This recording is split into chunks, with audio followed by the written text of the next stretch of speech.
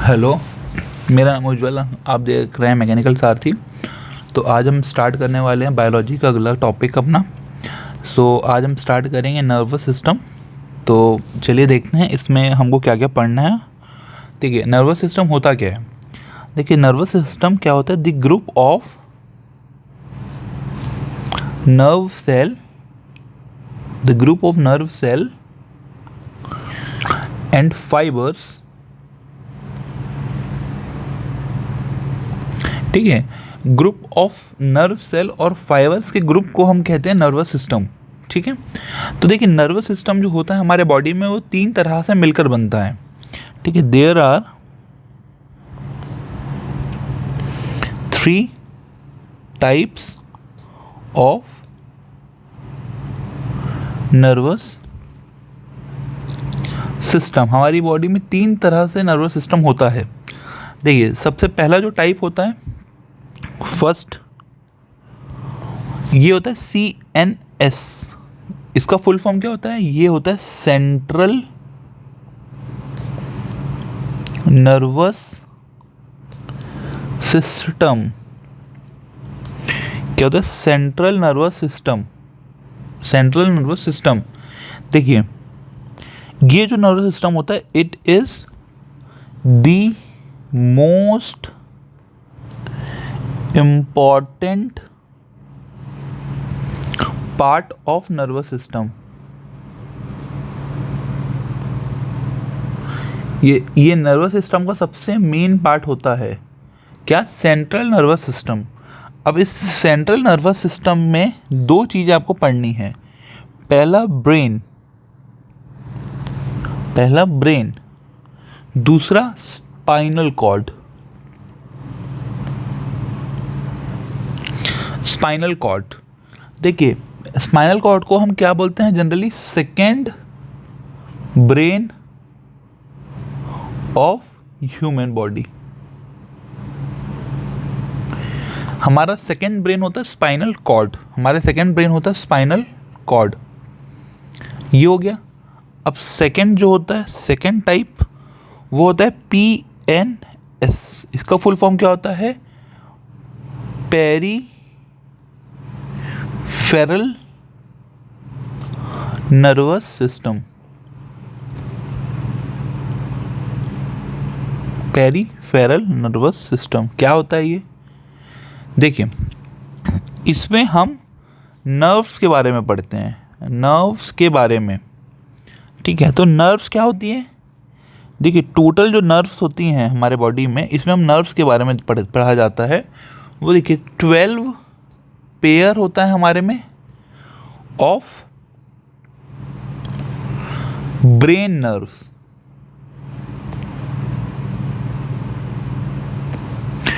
And 31 pair होता है हमारे spinal nerves.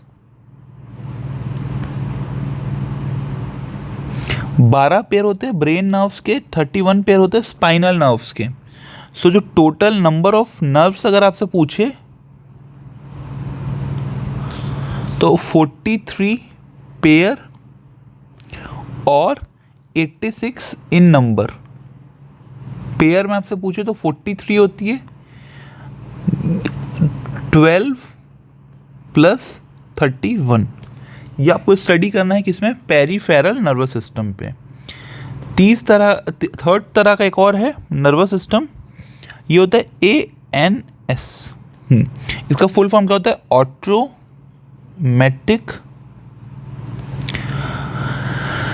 Nervous system. Automatic nervous system, इसमें क्या होता है, तो देखो, इट इज नॉट डिफाइंड, ये अभी तक डिफाइंड नहीं किया गया है। और 1921 में डिस्कवर किया था इसको, किसने, डिस्कवर्ड बाय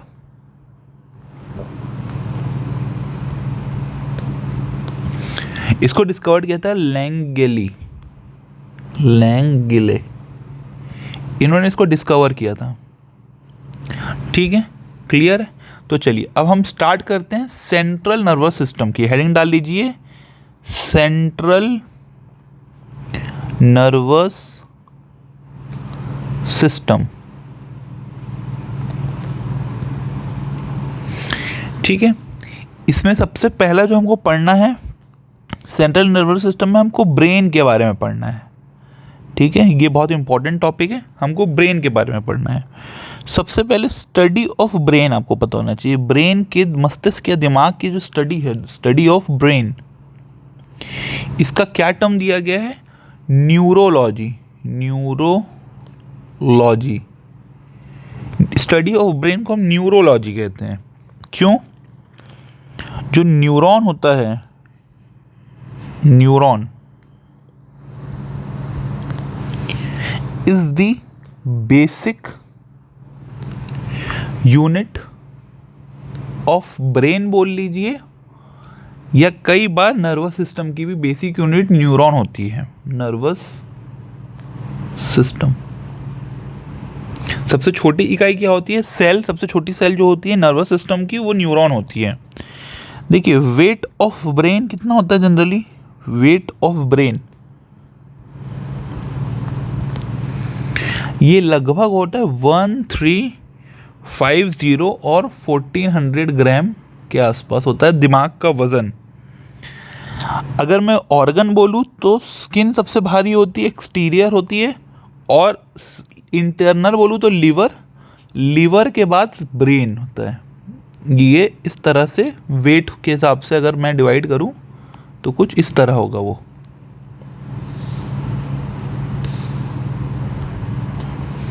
ठीक है, क्लियर हो गया? ये इंपॉर्टेंट पॉइंट है। तो ये दिख रहा है कि थर्ड हैवीएस्ट ऑर्गन है आपके बॉडी में, थर्ड हैवीएस्ट पार्ट है आपके बॉडी में ब्रेन, और इंटरनल में बोलूँ तो मैं सेकंड। अब देखिए स्ट्रक्चर ऑफ ब्रेन। ठीक है, ये हेडिंग क्या डाल दीजिए आप? Structure of brain. ठीक है, देखो ब्रेन को कोई मेम्ब्रेन घेरी होगी, तो membrane of brain, membrane of brain, brain को जो मेम्ब्रेन घेरी होती है उसको हम मेनिंजिस बोलते हैं। मेनिंजिस। ये किस तरह की होती है? ये ट्राई मेम्ब्रेन होती है, मतलब 3 लेयर की मेम्ब्रेन। मेनिंजिस जो होती है, जो ब्रेन को घेरे होती है, जो लेयर ब्रेन को प्रोटेक्ट करती है, उसको हम बोलते हैं मेनिंजिस। मेनिंजिस ट्राई लेयर होती है। कैसी?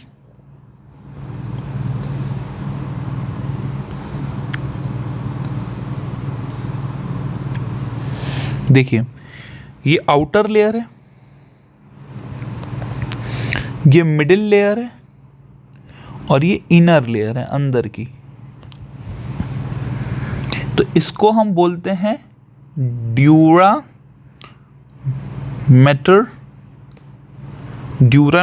इसको बोलते हैं एराकोनॉइड, और इनर को बोलते हैं पिया मैटर। आपको नाम नहीं भी याद होंगे तो ठीक है, बट आपको एटलीस्ट ये तो याद होना चाहिए कि मेनिंजिस जो होता है वो मेम्ब्रेन ऑफ ब्रेन होती है। अब एक डिसीज होती है, किस नाम की? मेनिंजाइटिस।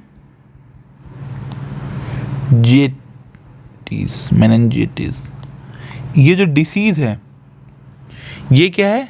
इसको हम बोलते हैं स्वेलिंग ऑफ मेनिंजिस।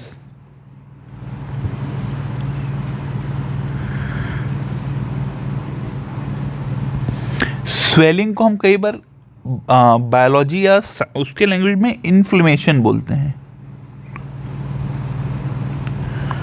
मेनिंजिस का स्वेलिंग होना ये बीमारी है। तो ये किस चीज़ का डिसऑर्डर है? Disorder of brain. चलिए, यहाँ तक क्लियर हो गया। अब देखते हैं अगली चीज़। अब अगला जो हमारा टॉपिक है, स्ट्रक्चर हमने देख लिया, अब हम एनाटॉमी देखते हैं ब्रेन की। सो एनाटॉमी ऑफ ब्रेन। ब्रेन की एनाटॉमी आपको पता होनी चाहिए, यहाँ से क्वेश्चंस बहुत बार आते हैं, तो हम इसको अच्छे से पढ़ेंगे। देखिए, जो आपका ब्रेन में जो बिगेस्ट पोर्शन होता है, सबसे बड़ा बिगेस्ट पोर्शन ब्रेन में, वो आपका होता है फोर ब्रेन। ठीक है, वो होता है फोर ब्रेन आपका, वो होता है फोर ब्रेन। देखिए, तो अब हम तीन तरह से होती है फोर ब्रेन, मिड ब्रेन और हिंड ब्रेन। फोर ब्रेन सामने वाला पोर्शन। तो चलिए इसका हेडिंग डालिए आप। एनाटॉमी ऑफ ब्रेन में सबसे पहला है फोर ब्रेन, सामने वाला पोर्शन। फोर मीन्स सामने वाला पोर्शन। तो ये जो होता है, ये लार्जेस्ट पार्ट ऑफ ब्रेन होता है, लार्जेस्ट पार्ट ऑफ ब्रेन, 2/3, लगभग 2/3 होता है। अब ये डिवाइडेड है, डिवाइडेड जो फोर ब्रेन होता है डिवाइडेड इनटू 3 पार्ट्स। जो ब्रेन का फोर ब्रेन पोर्शन है उसको हम 3 पार्ट में डिवाइड करते हैं। पहला जो है सेरिब्रम, दूसरा है सेरिब्रम के बाद थैलेमस, और जो तीसरा है फोर ब्रेन में वो है हाइपोथैलेमस।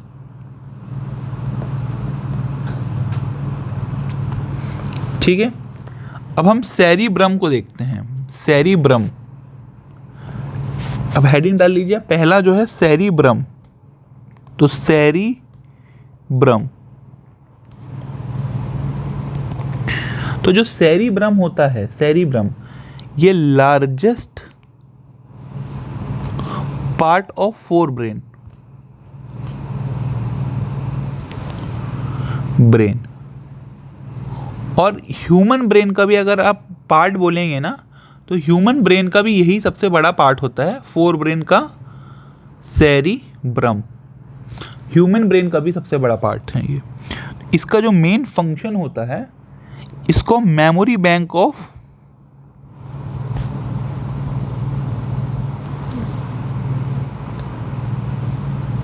ह्यूमन बॉडी, ये मेमोरी बैंक होता है ह्यूमन बॉडी का। जो आप सुने होंगे आईक्यू, इंटेलिजेंट कोशेंट, ये मेजर्ड होता है, मेजर्ड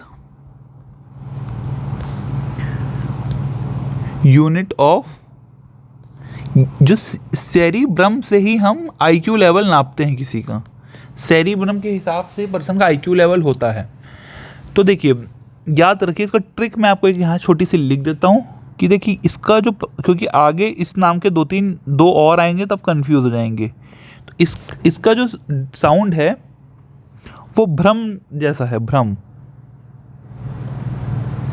तो भ्रम मीन्स रिलेट करेंगे आप इसको मेमोरी से। भ्रम है ना, भ्रम, भ्रम, तो भ्रम मीन्स मेमोरी जैसा कुछ हो रहा है चीज़। ठीक है, तो ट्रिक है ये याद करने के लिए। अब सेरिब्रम के बस सेकंड हमने क्या पढ़ा था, फोर ब्रेन का सेकंड पार्ट थैलेमस।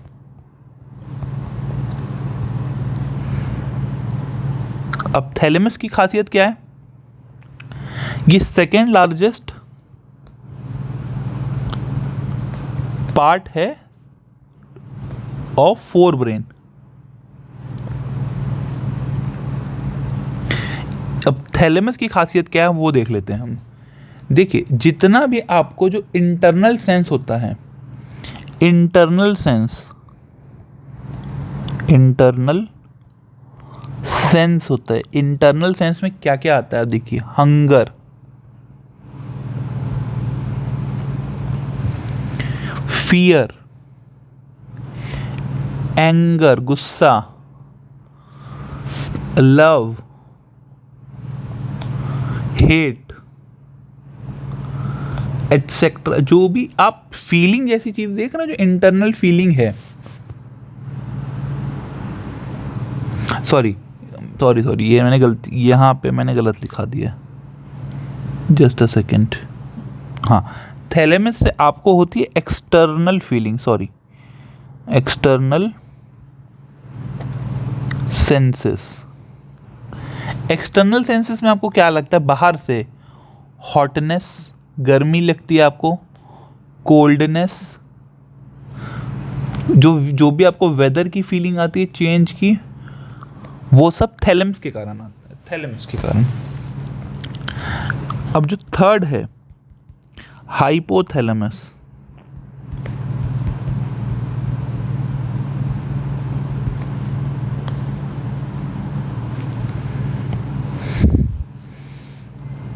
ये स्मॉलेस्ट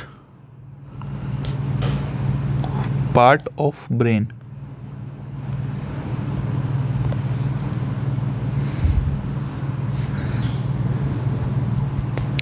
ये आता है इंटरनल सेंस।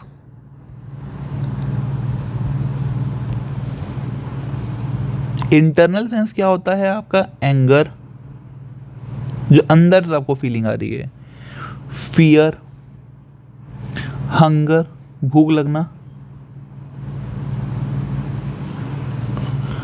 हंगर, लव, जो भी प्यार आपको आता है, किसी से गुस्सा आता है तो हाइपोथैलेमस के एक्टिव से ही आता है।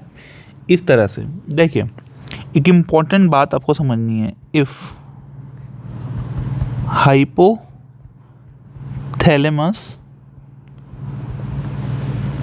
अगर एक्टिव होगा सो जो अदर ब्रेन फंक्शन है वो इनएक्टिव होने लगते हैं, ये हावी हो जाता है।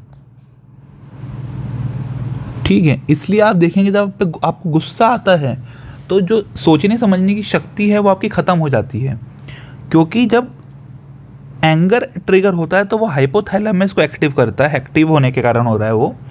और जब हाइपोथैलेमस एक्टिव करता है तो वो बाकी ब्रेन को फंक्शनिंग में प्रॉब्लम क्रिएट करता है, उनको इनएक्टिव करता है।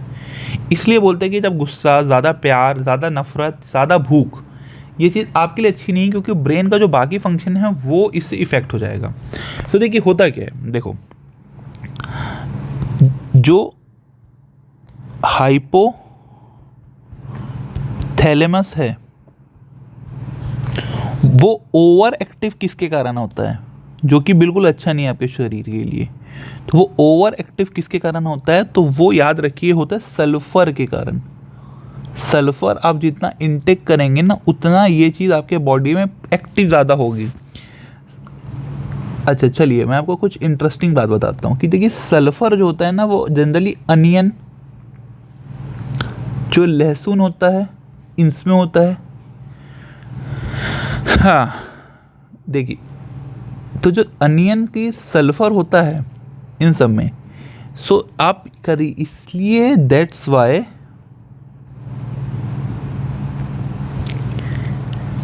ये बैन है इन जैनिज्म में, क्योंकि जैनिज्म जो होता है वो त्याग का धर्म होता है।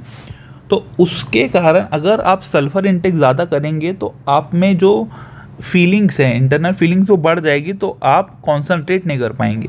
इसलिए जैनिज्म में भी कुछ चीज़ें बिल्कुल साइंटिफिक थी, भले ही ये हाइपोथैलेमस नाम नहीं था, बट उनको सब चीज़ पता थी कि ये खाने से इस चीज़ की प्रॉब्लम होगी, सो ये हमको रोकेगा चीज़ों के लिए। ठीक है, यहाँ से क्लियर हो गया आपको चीज़ें। चलिए अब हाइपोथैलेमस के बाद हम सेकंड देखते हैं ब्रेन का। सेकंड है ब्रेन का मिड ब्रेन। ब्रेन में सेकंड जो पोर्शन होता है वो मिड ब्रेन होता है। ठीक है, अब देखिए मिड ब्रेन में स्मॉलेस्ट पार्ट ऑफ ब्रेन होता है, ये स्मॉलेस्ट पार्ट ऑफ ब्रेन, ये हमारे ब्रेन का सबसे छोटा भाग होता है। ठीक है, इसको divided into two parts, divided into two parts. कौन से दो पार्ट में इसको हमने डिवाइड किया हुआ है? पहला है सेरेब्रल, दूसरा है कॉर्पोरा। चलिए अब इसको देखते हैं हम, ये 1 एंड दिस इज 2 अगेन। सो अब इसका 1 देखते हैं, कौन से का? मिड ब्रेन का। क्या लिखा है? सेरेब्रल। वो सेरेब्रम था, भ्रम भ्रम भ्रम से वो। तो सेरेब्रल जो होता है वो हेल्प करता है management of spinal cord. Spinal cord के मैनेजमेंट के लिए होता है ये। स्पाइनल कॉर्ड के मैनेजमेंट कौन करता है? सेरिब्रल। अब इसका ट्रिक है सिंपल, वो था भ्रम, ये ए एल लास्ट में, तो जो अगर आप देखेंगे तो स्पाइनल में भी ए एल है बाद में, तो सेरिब्रल अगर ए एल है तो वो स्पाइनल, भ्रम है तो वो मेमोरी से रिलेटेड है। ठीक है, सेरिब्रल हो गया, ब्रल भ्रम नहीं, कॉर्पोरा। अब अगर मैं कॉर्पोरा के बारे में लिखूं तो आप देख लीजिए, कॉर्पोरा थोड़ा सा जो फीलिंग दे रहा है, कॉर्पोरा जो फीलिंग दे रहा है वो आपको थोड़ा कॉर्निया जैसा दे रहा है, कॉर्पोरा कॉर्निया। तो जो कॉर्निया होती है वो आँख से रिलेटेड होती है, तो आँख और कान से रिलेटेड चीज़ें कौन देखता है? कॉर्पोरा। लुकिंग या सीइंग या लुकिंग की, लुकिंग एंड हियरिंग, सुनना कंट्रोल करता है ये आपका कॉर्पोरा। यहाँ तक हो गया। अब अगला हम देखते हैं हिंड ब्रेन के बारे में। ठीक है, तो अब जो थर्ड है आपका एनाटॉमी ऑफ ब्रेन में, जो थर्ड है ये है हिंड ब्रेन।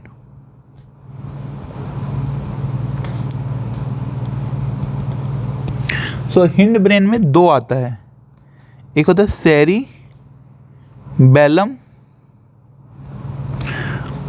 1 और एक जो होता है वो होता है मेड्यूला। ठीक है, तो सबसे पहले सेरिबैलम के बारे में लिखते हैं। चलिए, क्या होता है इसमें? Cerebellum, cerebellum.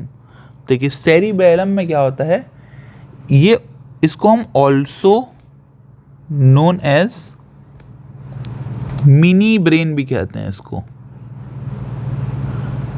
इसको मिनी ब्रेन भी कहते हैं, हम मिनी ब्रेन भी कहते हैं सेरिबैलम के लिए। इसको ये यूज होता है बैलेंसिंग ऑफ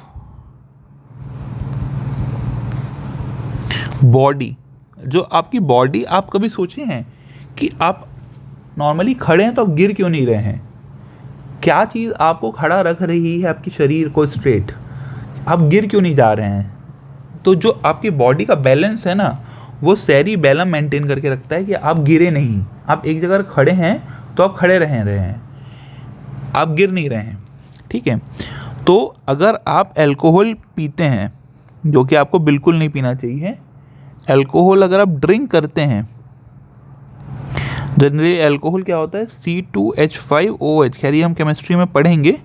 तो अल्कोहल जनरली ये होता है, ड्रिंक करते हैं तो सेरिबैलम उनका इनएक्टिव हो जाता है, इसलिए वो एकदम मंडराते रहते हैं, क्योंकि अल्कोहल से सेरिबैलम इनएक्टिव हो जाता है। ठीक है, अब इसका ट्रिक क्या है? बैलम मीन्स, बैलम मीन्स, बैलम से मीन्स आपको क्या लग रहा है? बैल से बैलेंसिंग, ये ट्रिक थी। तो इससे आपको तीनों चीज़ याद हो जाएगी। ठीक है, करेक्ट। चलिए, अब अगला जो है इसी में, वो क्या है? मेड्यूला। मेड्यूला। ठीक है, तो चलिए मेड्यूला के बारे में क्या क्या हमको पढ़ना है वो देख लेते हैं। चलिए, इसका काम क्या है? सबसे पहला, कंट्रोल ऑफ रेस्पिरेशन। दूसरा, ये कंट्रोल करता है ब्लड प्रेशर।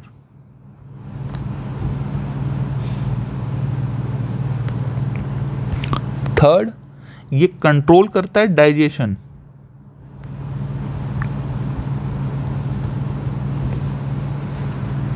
ये हमको उल्टी को भी कंट्रोल करता है, हमारी ये वॉमिटिंग को कंट्रोल करता है ये। तो ये कुछ 4 चीज़ें हैं जो मेड्यूला करता है। ठीक है, अब हम अगला, ब्रेन को हमने पढ़ लिया डिटेल में। अब ब्रेन के बाद जो हमारा सेंट्रल नर्वस सिस्टम है उसमें ब्रेन होता है। तो अब अगला ब्रेन के बाद क्या था? स्पाइनल कॉर्ड थी। सो हम स्पाइनल कॉर्ड देखेंगे ब्रेन के बाद। अब कॉर्ड देखिए, स्पाइनल कॉर्ड देखेंगे, मैंने आपको बताया था also known as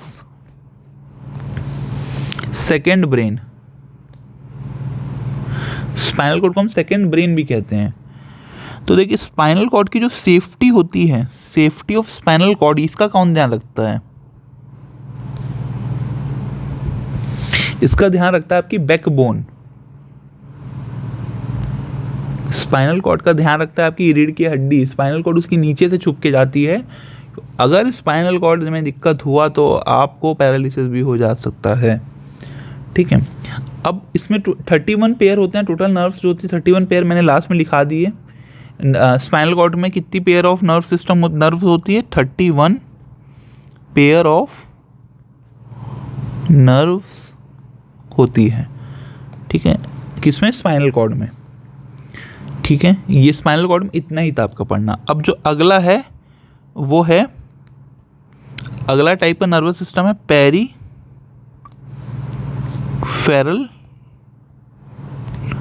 nervous system. अभी अगला है नेक्स्ट। चलिए इसमें देख लेते हैं क्या पढ़ना है। देखिए, ये सेकेंड लार्जेस्ट नर्व सिस्टम है। सबसे बड़ी तो सेंट्रल नर्वस सिस्टम होती है। इसमें आपको सिर्फ इतना ही पता होना चाहिए कि 2 पेयर ब्रेन नर्व्स हैं और 31 पेयर स्पाइनल नर्व्स। पहले आप इतना देख लीजिए, नर्व्स। ठीक है, अब नर्व्स के बारे में हम थोड़ा पढ़ लेते हैं। नर्व्स जो होती है आपकी, इसके बारे में, क्योंकि इसमें हमको पूरा नर्व्स ही पता है होना चाहिए कि क्या होता है। तो जो नर्व्स होती है वो मेनली 3 तरह की होती है। मेनली 3 टाइप्स ऑफ नर्व्स होती है हमारे शरीर में। चलिए, कौन सी तरह की होती है? पहली जो होती है उसको हम मोटर नर्व बोलते हैं। पहली जो होती है उसको हम मोटर नर्व बोलते हैं। इसका काम क्या होता है? ये मैसेज ट्रांसफर करती है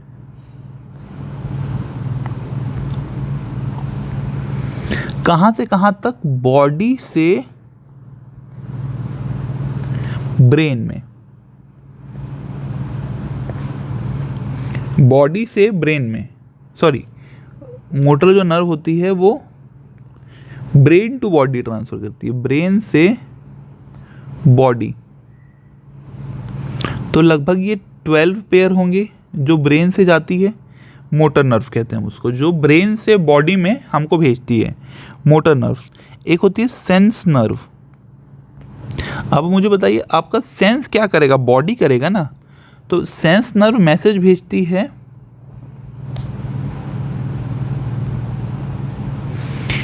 सेंस आपकी बॉडी करेगी, तो बॉडी से ब्रेन,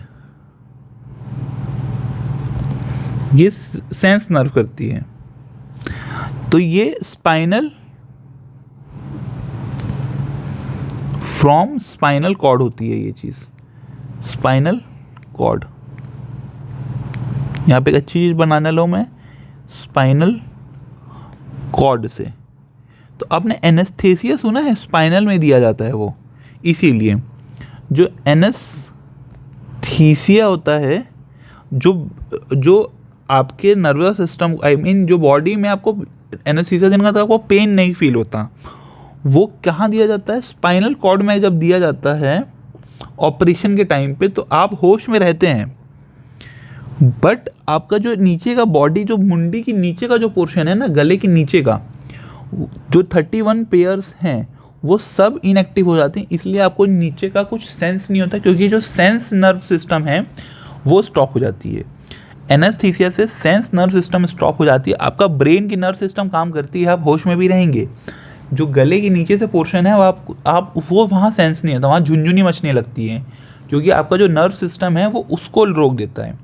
इसलिए जब आप अगर आपने कभी भी एनेस्थीसिया अगर किसको लगा होगा स्पाइनल पे, तो आपको जो बोलते हैं स्पाइनल में एनेस्थीसिया लगने के बाद कुछ घंटों तक खाना भी नहीं खाना होता। वो उसका रीज़न ही होता है कि जब आपके एनेस्थीसिया लगा है स्पाइनल पे, तो 31 पेयर को जो है वो सेंस चला गया है, तो जो ऑर्गन को भी इंफॉर्मेशन मिलती है ना, तो वो नहीं जाती उस बीच, जब तक इफेक्ट खत्म ना हो आपके बॉडी से उस एनेस्थीसिया का। तो जो डाइजेस्टिव सिस्टम में आपका जो स्टमक का पोर्शन है वो भी इनएक्टिव हो जाता है। तो अगर आप ऑपरेशन के बाद एकदम खाना खा लेंगे ना, तो वो डाइजेशन ही नहीं होगा और आपको वॉमिटिंग हो जाएगी। ठीक है, क्लियर। अब जो थर्ड तरह का नर्व होता है वो होता है मिक्स्ड नर्व। क्लियर हो गया ये। चलिए अब एक छोटा सा चीज़ और बचा है, उसके बाद ये ख़त्म हो जाएगा। तो थर्ड तरह का जो नर्व सिस्टम होता है वो क्या होता है? Automatic nerve system. Automatic nerve system. सबसे मेन बात क्या है, इसको डिस्कवर किसने किया था? 1921 में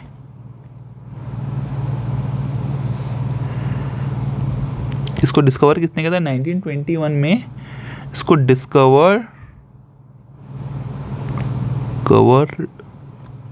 बाय लेन गेली ने इसको डिस्कवर किया था, ऑटोमेटिक नर्व सिस्टम को। ठीक है, क्लियर। इसमें एक चीज़ होती है, ये सिंपैथेटिक एंड पैरासिम्पैथेटिक एक्टिविटी को कंट्रोल करता है। ये एक्टिविटी कंट्रोल। यहाँ तक क्लियर हो गया। अब एक छोटी सी चीज़ है वो आप देख लीजिए, जो ईसीजी होता है, ईसीजी जिसको बोलते हैं इलेक्ट्रो कार्डियोग्राफ। तो कार्डियो से आपको समझ आ रहा होगा कि ये दिल का मामला है, दुखता है टूटता है वाला दिल का मामला है। तो कार्डियोग्राफ मतलब ये आपके हार्ट के रिलेटेड होता है। उसी प्रकार एक और होता है ईईजी, ये होता है इलेक्ट्रो, ये कई बार एग्जाम में पूछता है, आपको अंडर एस्टिमेट मत करना। इलेक्ट्रो एनसीफेलोग्राफ।